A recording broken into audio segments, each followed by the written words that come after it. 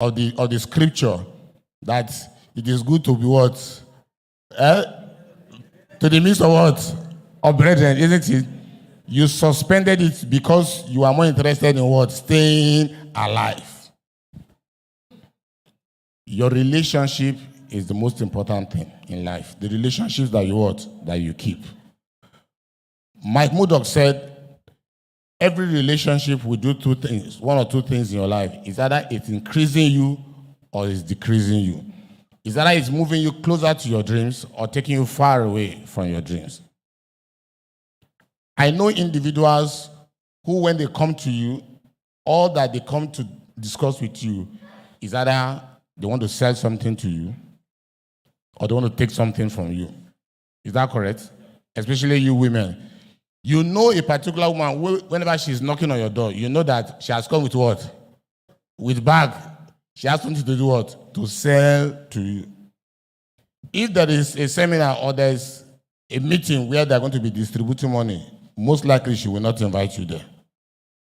Is that okay? So there are people who come to your life, they are actually parasites. What did I say? They only take from you. And if you discover that that individual is only coming and taking away from you, there is nothing interesting about having that person around you. Am I communicating? Anybody who is taking from you and is not giving back to you. You know, I have terrible experiences with individuals. There was a particular person whose business was really doing bad. And then somebody told her, and somebody called me, I think from this church. Yes, I think George is here. Is this church, right? Yeah, so let me report that woman to you. And he sent the woman to me and said, can you please help me do a mentoring session for her? And because she was coming from him, I did for like 3 weeks. I was doing mentoring for her. In fact, 3 weeks, and I was giving her lectures every day for about 3 hours. Free, pro bono. Do you know, since that day she left, we remodeled her business and repackaged it and did everything. Since that day she left, I've not received a text from her. Now, but would that stop me from mentioning that person?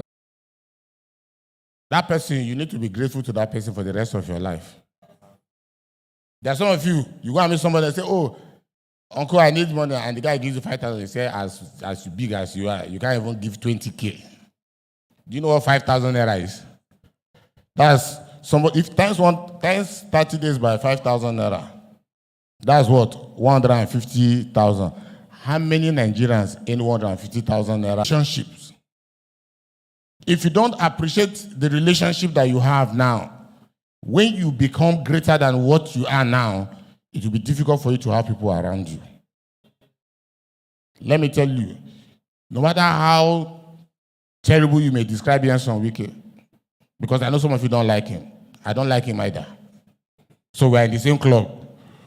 But let me tell you, I look at that man and I see what he has done in the life. Some of you will say it's cult. I don't understand, though. I was not there. But I see how people are ready to die for him. I see how people, even when he's wrong, I see how people even when he's wrong, I see how people defend him. Beloved, you must position yourself in a place where people are loyal to you. If you don't have one person who's loyal to you, then you're in trouble. You see, when I was a parish pastor, one of the things that I used to talk about when I started as a parish pastor, and I would see people, they'll be running around our area pastor and be doing like, you know, as if it's God. I would say, what is all this one now? Which one be all this one? I'm going to take it easy. Why are you just pretending? Do you understand? So I will stay from a distance. When they have finished all they are running their drama, that's what we call them, right?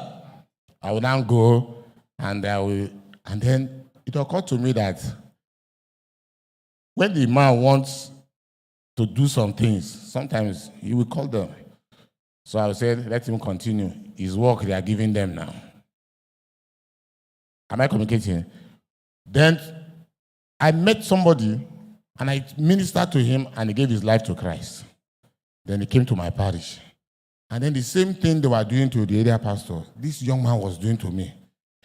Mature man, he will come to my house, he will wash my clothes, he will iron, he will do all kinds of things. You know, he will go, in fact, what others were not doing for my area pastor, he was doing for me. He will come, when he will wash my car, you know, his house is, he will take transport and come to my house. Before I wake up, he's already washing my car. And he became so loyal. There was a time I had an accident, and, you know, I could not move. He was in my house. He came to live with me. He was doing all kinds of things. And I'm like, so I now found myself one day waking up and asking him, what do you do?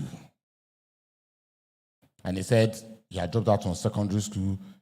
Nothing, he's just managing whatever his family sent to him from abroad. That's what he was surviving on. Before I knew this happening, I said, no, you must go back to school. I gave him money.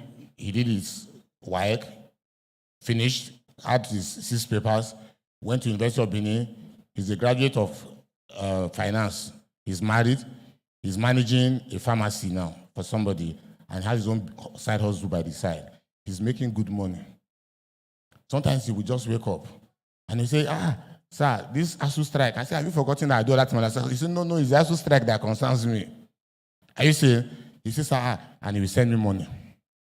Now, it's not that I need that money, but what you are seeing is what? Loyalty and gratitude. And I learned from him the need to be loyal, even when you think that you are doing eye service. Somebody is laughing. They will call it eye service.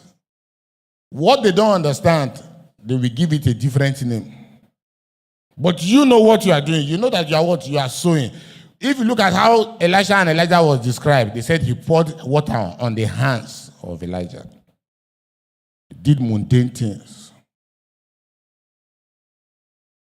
You think that when you have not sowed, you will reap. It doesn't work that way. The youths in my parish came one day and they were asking me that they needed funds. They wanted to organize a musical concert and they want me to talk to the elders so that the elders will give them money. And I asked them a question. I said, how many of you have gone to the homes of these elders to clean their homes for them, to assist them? They said, none. I said, so I won't talk to them. I said, so go and raise the funds. So they tried and they didn't get the funds, so they had to postpone it. So I said, okay, between that period of, between now and when you are going to postpone, when I'm going to go to their homes and clean. And they went to clean. And by the time they came to church the next Sunday, and they were announcing that the youths are looking for money, one elder said, how much are you people looking for? And they said, 200,000. They said, okay, I'll give it to you now. Let's move on to the next announcement. Why? Because he's been waiting to see. Because that's how we grew. One of the things we used to, those of you who just came into Pentecostal, you just became Penterascas. Those of us who started from Orthodox churches, we understand. If we went to Baptist, Baptist now is Pentecostal, but then they were fully Baptist, who are Equa Church. So you know what it means? Every Saturday you must go to the pastor's house to do what? To clean. If they tell you not to go and clean, you start making noise. To even come and clean the church, you make noise. And you want to move